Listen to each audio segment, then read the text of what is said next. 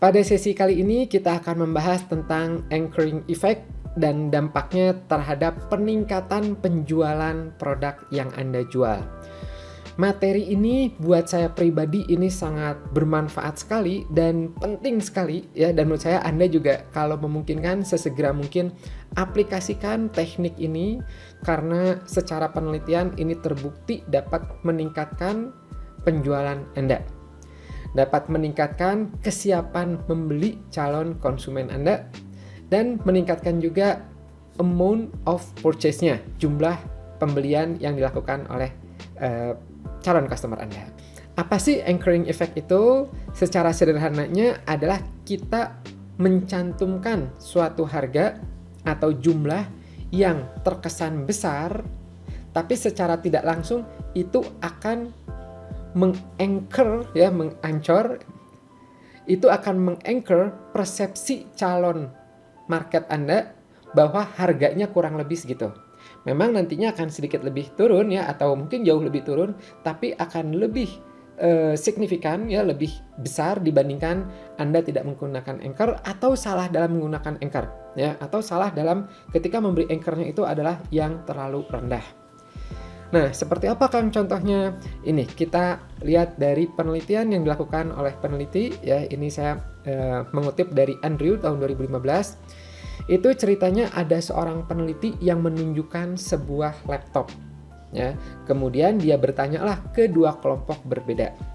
Yang pertama adalah ke kelompok A. Peneliti ini bertanyanya seperti ini. Menurut Anda, apakah laptop ini berkisar $100? Ya, $100 kurang lebih 1 jutaan ya, 1,5 juta. Nah, orang-orang di kelompok A ini menjawab enggak, lebih gitu ya.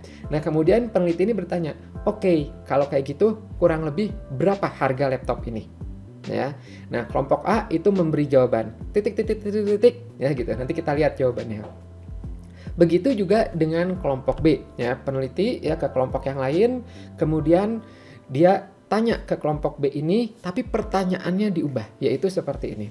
Menurut Anda, apakah laptop ini berkisar $10.000? $10.000 itu mungkin sekitar 100 jutaan, ya gitu. Nah, orang-orang di kelompok B jawab, enggak, itu ketinggian banget, ya gitu. Nah, kemudian penelitinya nanya, oke, kalau kayak gitu, kurang lebih menurut kamu berapa harga laptop ini? Ya, kisaran berapa. Nah, akhirnya kelompok B pun itu memberi jawaban, estimasinya kurang lebih kayaknya laptopnya sekitar berapa. Nah, berapakah estimasi yang disebutkan oleh dua kelompok ini? Ya, ini dia. Untuk yang kelompok A, ya, yang pertamanya disebutkan $100 ya ini, ya, apakah ini $100? Mereka kebanyakan jawabnya enggak, ya.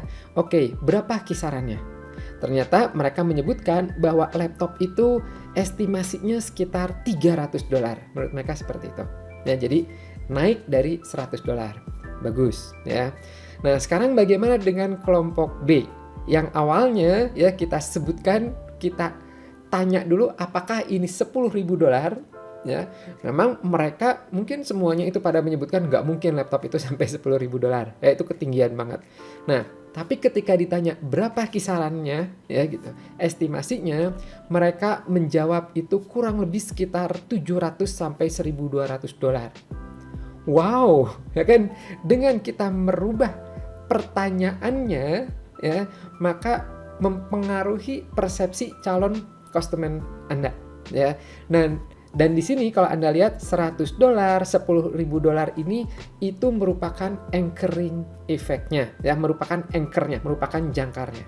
Jadi ketika calon konsumen Anda itu ditunjukkan satu angka tertentu, maka secara baik disadari atau tidak, itu akan berpengaruh terhadap penilaian dia berikutnya. Nah, ada penelitian lain yang tidak kalah menarik, yaitu adalah ini dia, ya. Ini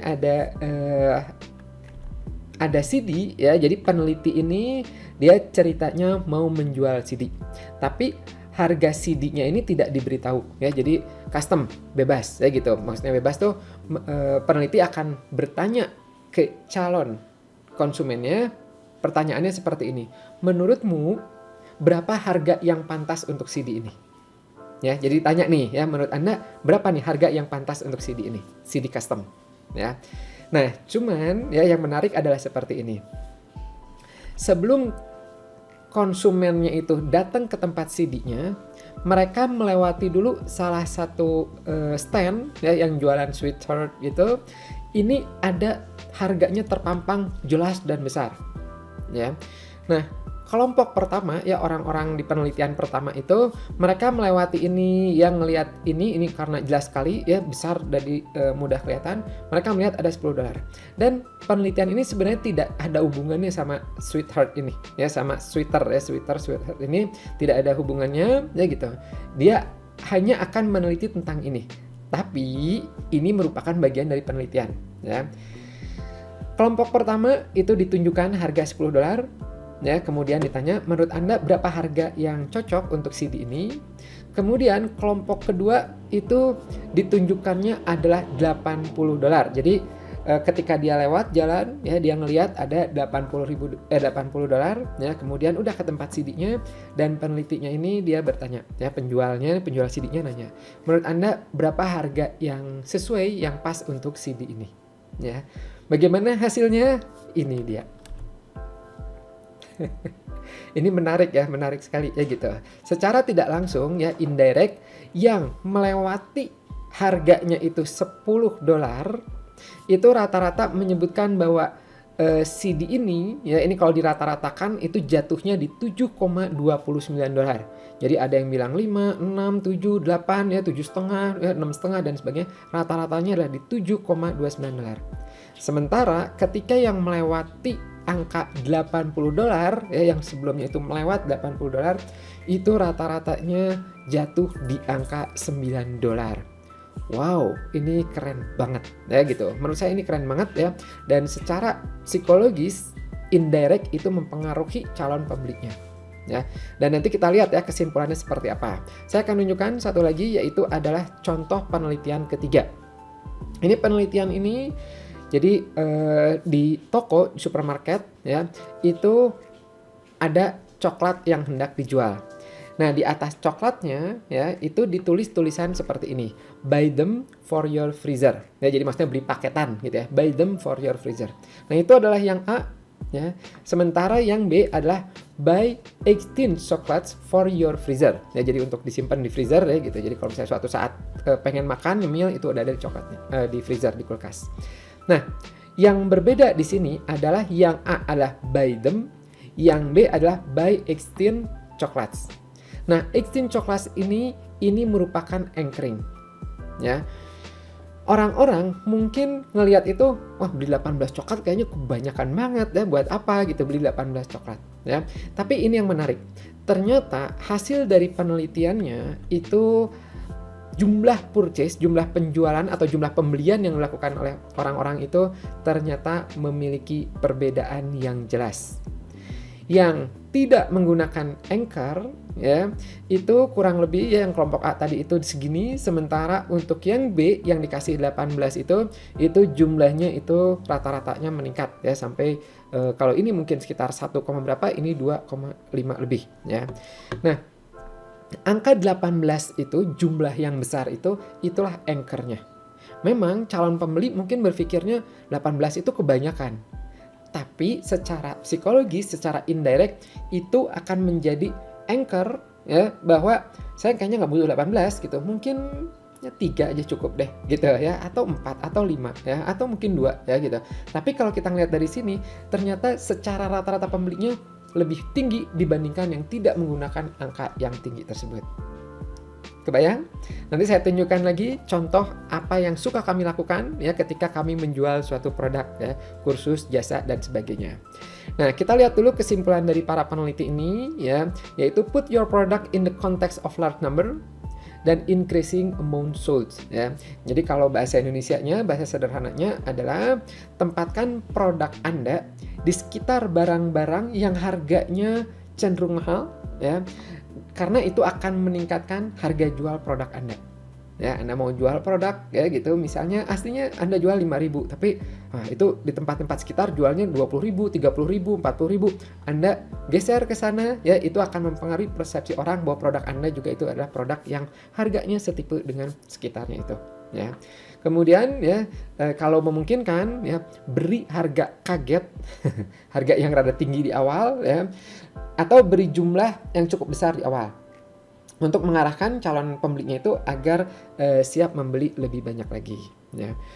Nah, cara ini bisa Anda aplikasikan ketika Anda menjual suatu produk.